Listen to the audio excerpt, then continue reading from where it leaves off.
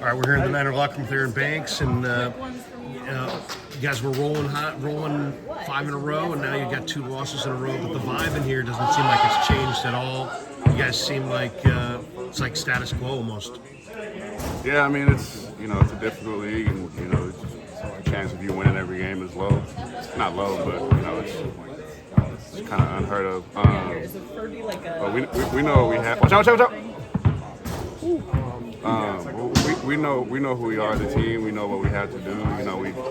We know what we are, and we just got to capitalize and finish. And so, if you're walking around with your head down and upset, you're beating yourself next week already. So you got to go in and learn from what went wrong and figure it out and get better. There's no need to be all sad and down. It's just no time for that anyway. Yeah, it's just not realistic. We're in week 7, 8 at this point. A lot of football left, and we just got to learn from our mistakes. Short week, and they get the long week. Yeah.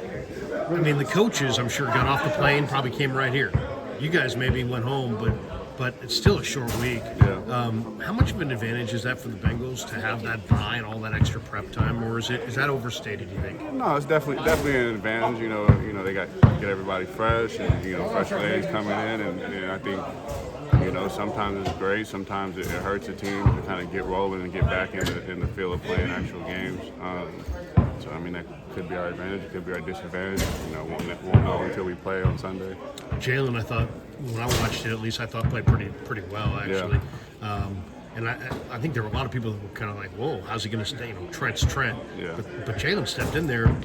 He looked pretty good. I mean, Jaylon's a good player, man. He started a couple games for us.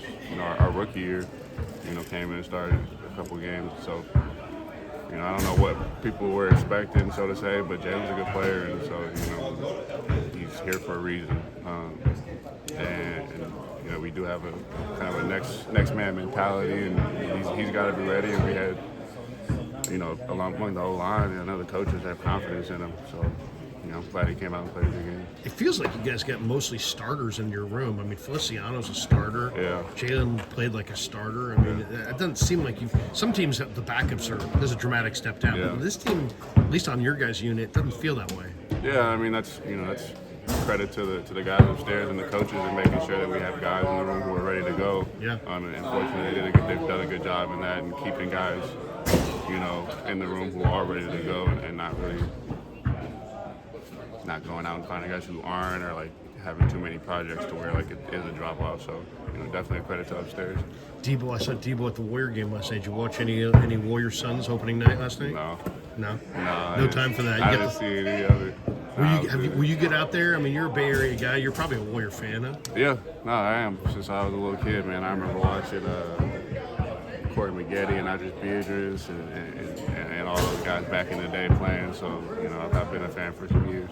How cool will it be to take your little guy to Bay Area sporting events when he gets old enough? He's little right now. Yeah. But how cool would that be? I mean, it'd be awesome, man. To kind of show him how I grew up and what teams I've always rooted for, and it's he already gets a chance to coming to watch me and the Niners play at home. So it's awesome. How about Cincinnati? What do they look like on film to you?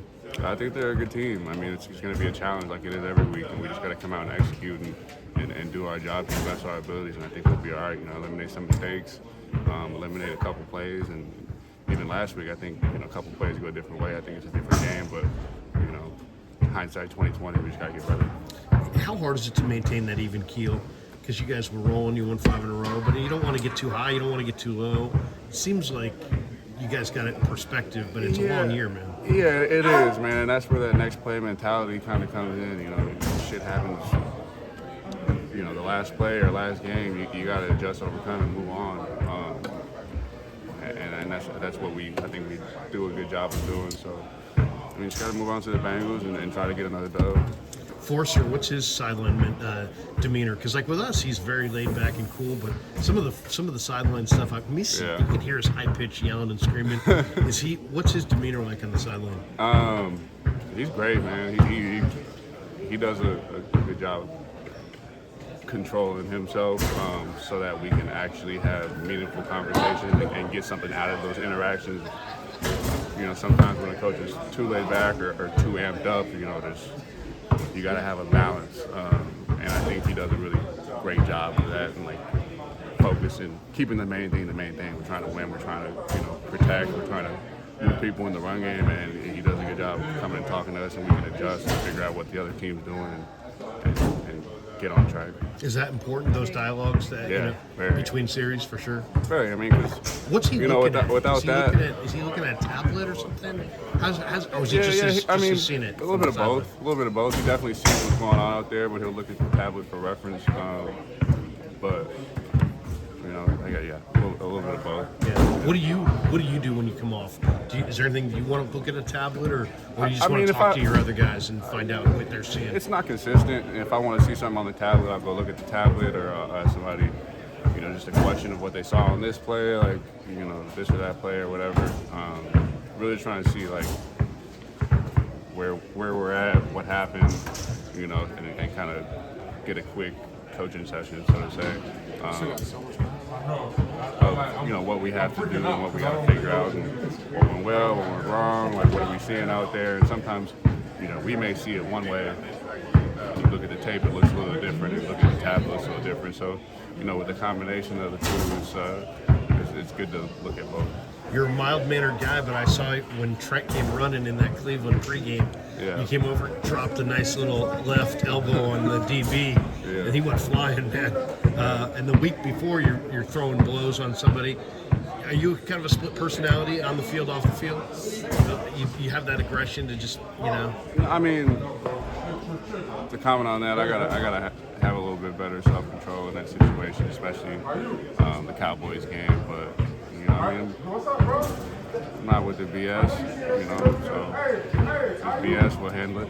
Yeah. And then, it is what it is. O-line enforcers, so to speak. I'm not going to say that, but, You got to cover your guys. You cover your guys, and it's just there's a threshold. There's shit you take, and there's shit you don't take. So, it's just what it is. Hey, man, thanks for the time. We appreciate you. Keep it rolling and get a win Sunday. Sure. Thanks, man.